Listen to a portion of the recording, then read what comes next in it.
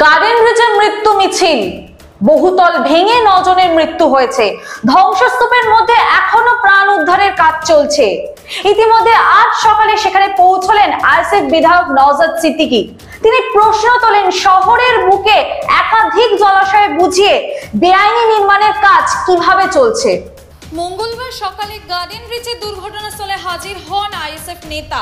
সেখানেই তিনি প্রশ্ন তোলেন শহরের বুকে জলাশয় বুঝিয়ে বেআইনি নির্মাণ নিয়ে। তার যুক্তি, এই ধরনের বেআইনি কাজে শুধু একা প্রমোটারকে দায়ী করে তাকে জবাব করলে চলবে না, আরও যারা এই ধরনের বেআইনি নির্মাণের সঙ্গে নানানভাবে যুক্ত রয়েছে তাদেরকেও গ্রেফতার করতে হবে।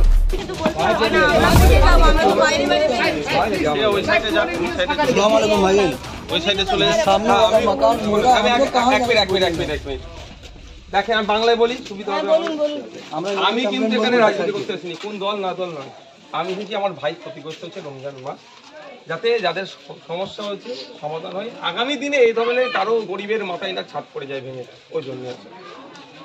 আমাদের যে ঘরটা ভাঙা হয়েছে, আচ্ছা এবার হচ্ছে আপনারা ঠান্ডা মাথায় বলুন এবার কি হয়েছে। আমাদেরই আছে, আমরা খালি করে বাইরে কিছু সাহেব বাড়িতে এসে যাবো ওইটা এই বগলে যে ওটা দাঁড়িয়ে আছে, তো আমরা যাব কোথায় বলুন না। ওই বিল্ডিং এ আপনার আছে, আমাদেরই ঘর।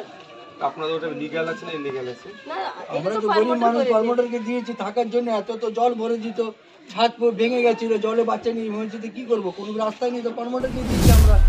কিন্তু দুঃখের বিষয়, এখনো পর্যন্ত ঠিকঠাক করে সরকারের পক্ষ থেকে যে উদ্ধার কার্য চালানো দরকার সেটা ধীর গতিতে হচ্ছে, আরো দ্রুত গতিতে হওয়া দরকার। দ্বিতীয় কথা, যেভাবে পুকুরগুলোকে বুঝিয়ে, জলাশয়গুলোকে বুঝিয়ে অবৈধ নির্মাণ করছে, এর সম্পূর্ণ দায়ভার কেএমসি তথা প্রশাসন সরকারকে নিতে হবে। তৃতীয় কথা হচ্ছে, যারা এই অবৈধ কাজের সাথে যুক্ত, শুধুমাত্র প্রমোটারকে অ্যারেস্ট করিয়ে মানুষকে ভুলিয়ে দেওয়া যায় না। যে জনরোষ জনবিক্ষোভ তৈরি হয়েছে সেটাকে প্রমোশন করা যায় না। সেটাকে যদি আটকানো যায় তাহলে যারা এই অবৈধ কাজের সাথে যুক্ত তাদের প্রত্যেককে গ্রেফতার করতে হবে। সে তার মধ্যে বড় রেজিগনেশন কেউ আসতে পারে, সেটা আসলেও সেটা দেখার দরকার নেই।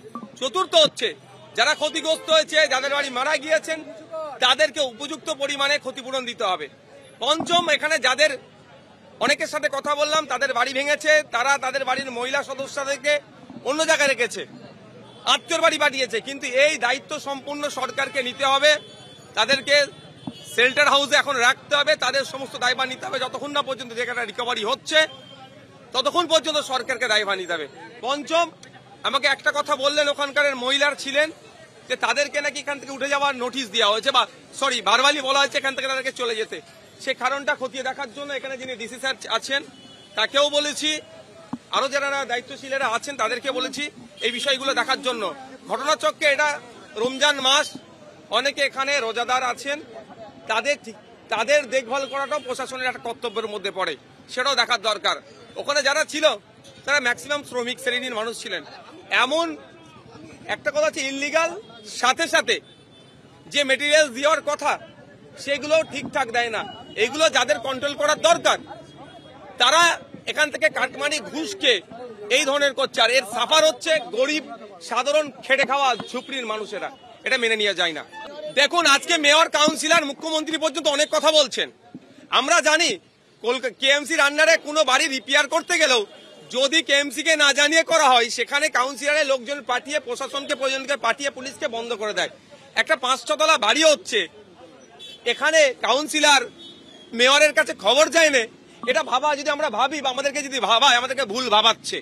এখান থেকে কাটমানি উঠেছে, কাউন্সিলর থেকে শুরু করে ঊর্ধ্বতনরা নিশ্চিতভাবে তাদের কাছে টাকা পৌঁছেছে, সেই জন্য আত্মপ্রাসার সময় বাড়ি বানাতে পেরেছে এই ইললিগাল জায়গায়। আমরা জানি এই যে রাস্তা যেখানে আমি গিয়েছিলাম 4-5 ফুটের গলি, ওর ভিতরে কিভাবে একটা 5 তলা বাড়ির পারমিশন তো দুয়ারের কথা কিভাবে তৈরি হচ্ছে। এখানে যারা নির্বাচিত জনপ্রতিনিধি তারা কি করছেন, যে ইললিগাল কাজটা হচ্ছে তাদের কাজটা কি? মানুষের ভোটে জিতেছে না জিতেছে সে পরের প্রশ্ন, কথা পরের প্রশ্ন, ভোট লুট হয়েছে সেটা পরের প্রশ্ন, কিন্তু তার হাতে যখন এখন সার্টিফিকেট আছে, তার কাজটা হচ্ছে যে এখানে কোনো ইললিগাল কাজ হলে সেটা সর্বপ্রথম তার দরকার হচ্ছে আটকানো। এখানকার মানুষের সাথে কথা বললাম যে অনেকবার এই বিষয়ে তাকে জানানো হয়েছে, থানাতে পর্যন্ত নাকি জানিয়েছে। দুঃখের বিষয়, সেখান থেকে কোনো উপযুক্ত ব্যবস্থা গ্রহণ করেনি। যদি উপযুক্ত ব্যবস্থা গ্রহণ করত তাহলে আজকে এই দিন দেখতে হতো না। ঘটনাস্থলে পৌঁছেছেন আইএসএফ বিধায়ক নওজাদ সিদ্দিকী, কথা বললেন তিনি এলাকার সাধারণ মানুষদের সাথে, এবং এই ঘটনাচক্রে জানা যাচ্ছে এই ঘটনার কবলে পড়ে শিকার হয়েছেন হুগলির দুজন বাসিন্দা। আপনাদের কি মনে হয় সেটি করুন, আমাদের কমেন্ট বক্সে কমেন্ট করে জানান। এরকমই নানান খবর পেতে চোখ রাখুন জেএনএন বাংলায়। জেএনএন বাংলা, সবার মনে সবার ফোনে।